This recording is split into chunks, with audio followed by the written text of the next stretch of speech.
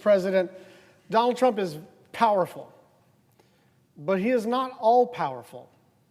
It is true that he's trying to consolidate power in illegal and dangerous ways, but it is also true that he's often failing to do that because of public opinion, because of markets, because of institutions, and because of the law itself. And I want to give you a couple of recent examples.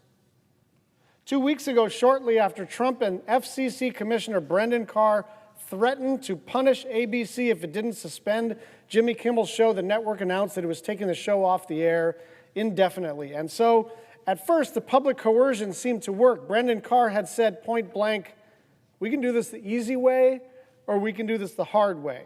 And the network caved. But a swift and searing backlash quickly followed. Consumers revolted. People began canceling their subscriptions. Disney's market cap fell by close to $6.5 billion in a matter of days. Artists, advertisers, and employers spoke out. Even Republicans in the Senate denounced the move. My Senate colleague Ted Cruz called it, quote, dangerous as hell. I think it is unbelievably dangerous for government to put itself in the position of saying we're going to decide what speech we like and what speech we don't, and we're going to threaten to take you off the air if we don't like what you're saying, end quote. Criticizing your own party's administration is hard. I understand that. But this is not about whether you're left or right or whether you thought Jimmy Kimmel's comment was insensitive or not. It is about the basic question of, are we allowed to speak freely in a country without fear that the government is going to come after us? Because if not, that's not the America that any of us recognize. Here's another example. Last week, Trump installed a loyalist with no experience as a prosecutor as the interim U.S. Attorney for the Eastern District of Virginia, and within days, the office indicted former FBI Director James Comey on charges without much evidence at all. And the case is so absurd that they couldn't even get a single career prosecutor to take it on. And so instead, the newly installed interim U.S. Attorney had to sign and present the indictment herself in a highly unusual move. One of the charges was rejected by the grand jury almost immediately. Now, why does that matter? It is without a doubt a dark day for the country when the President of the United States uses the Justice Department to prosecute political opponents. But legal experts widely expect this case to fail before it even gets to trial. And that, too, will be a reminder that while this president is powerful, he is not all-powerful. This isn't a free-for-all. He doesn't get to just do whatever he wants. Which brings me to this debate about government funding. Democrats are out of power, but we are not powerless. And our price is not that high. We have been asking Republicans for over a month to sit down and negotiate. I've been here 13 and a half years. We have never passed an appropriations bill without a negotiation. But Trump literally told his party, quote, don't even bother dealing with them. And so it took until today, on the eve of a shutdown, for a meeting, and the House is out of town.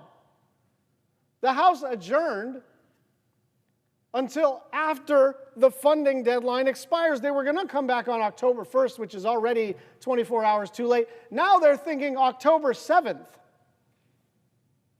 If you're serious about a deal, if you're serious about keeping the government open, why are you not in the United States Capitol?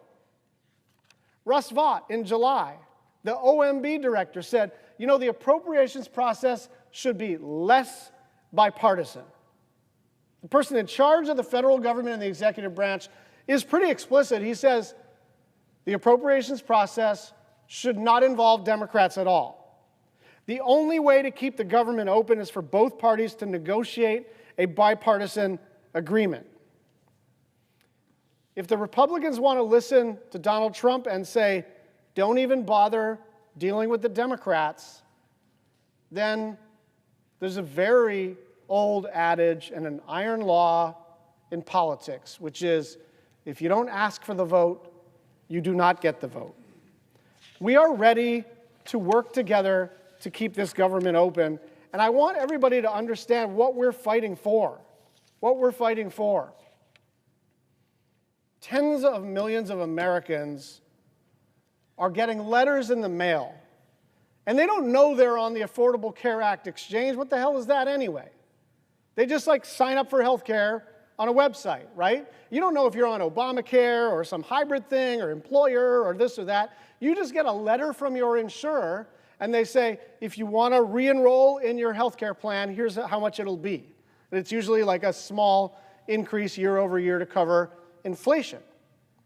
And so now they're going to get a letter that literally says, your subsidies are gone and your new price is X. The average increase is going to be hundreds of dollars per person per month. Add to that we are hearing in some states, and maybe as a result of some jawboning with the administration, they are waiting to send those letters. They are waiting to send those letters. Why? Because they're hoping we're going to resolve this ACA tax credit thing. And they don't want to eat, politically speaking, the fact that a bunch of people, tens of millions of people, Democrats, Republicans, independents, non-voters, but zero non-citizens, you are not eligible to be on the exchange if you are a non-citizen, are going to get a letter saying, it's going to be $3,000 or $4,000 more per year. Go talk to a regular person.